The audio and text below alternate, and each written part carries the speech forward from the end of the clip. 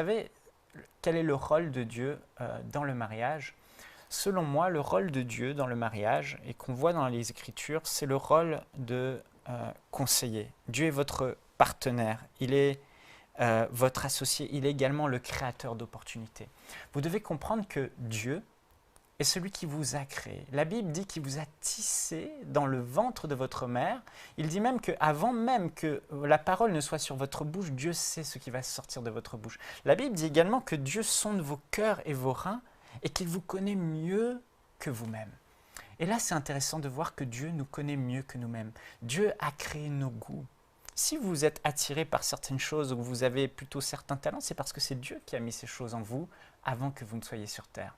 Donc Dieu vous connaît mieux que quiconque et Dieu, son rôle dans le mariage, son rôle premier, c'est de faire passer devant vous la personne selon votre cœur parce qu'il vous connaît. Donc peut-être que vous attendez aujourd'hui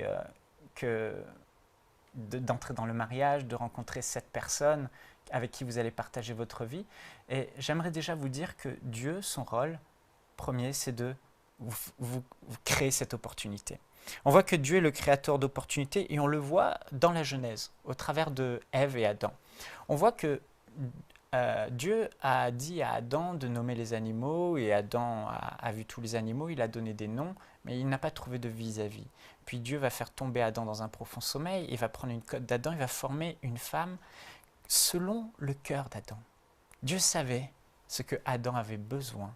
Dieu savait quel partenaire Adam devait avoir. Dieu savait qui Adam allait aimer. Et regardez bien ce qui est écrit dans Genèse au chapitre 2, verset 22.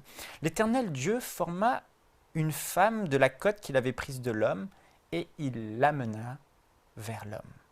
Et ici, on voit que Dieu est celui qui peut, dans votre situation, faire passer devant vous les opportunités selon votre cœur, parce qu'il vous connaît. Et il peut amener là où vous êtes, dans votre région, dans votre église, dans votre ville, dans votre travail, amener la personne que vous allez pouvoir aimer et choisir qui sera selon votre cœur. Et puis il dit, et l'homme, au verset 23, dit, voici cette fois, celle qui est os de mes os, chair de ma chair, on l'appellera femme parce qu'elle a été prise de l'homme. Ici, on ne voit pas que Dieu impose le choix à Adam. On voit que Dieu amène la femme devant Adam, mais c'est Adam qui lui-même choisit. Et c'est un privilège que Dieu nous laisse que de choisir notre conjoint. C'est une grâce.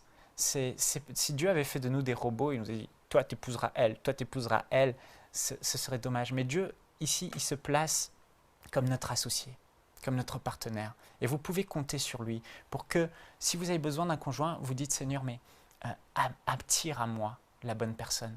Attire à moi mon futur mari ou ma future femme. » Et Dieu va faire passer devant vous des opportunités selon votre cœur, des personnes que vous pourrez aimer, avec qui vous pourrez passer toute votre vie et vous pourrez faire votre choix.